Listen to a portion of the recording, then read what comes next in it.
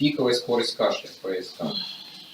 Значит, никто вам это не сделает. Лучше всего или попросить, или как-то пытаться сделать самому.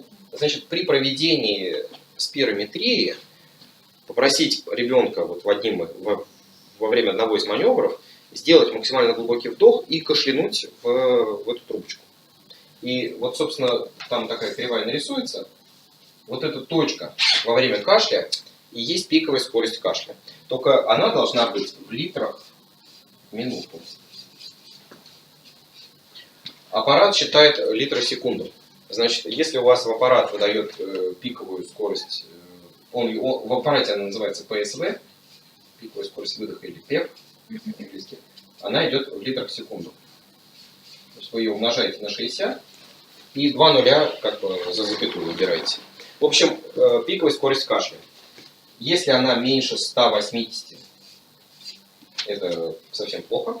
Если 180-270, это так относительно плохо. Если больше 270, это хорошо. Это показатель эффективности кашля. И, собственно говоря, он говорит о том, насколько у пациента нарушен кашель или нет.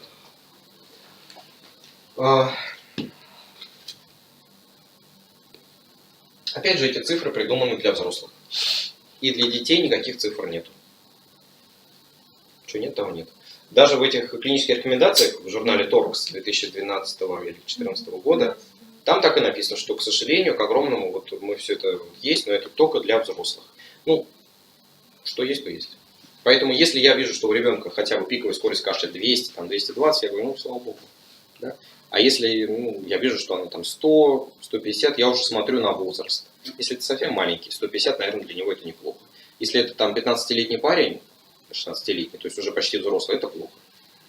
Ну, 8 лет. Что? Надо смотреть. И вот, допустим, вы говорите там 180 условно, это очень плохо, или там 200, там, да, сколько да. это, что значит очень плохо? Значит, что значит? 180 это откашливайте. То есть уже самостоятельно откашляться не получится. 180-270 это какие-то ручные способы, то есть отстукивание, от нажимания на грудную клетку. А более 270 это норма. Тут ничего делать не надо.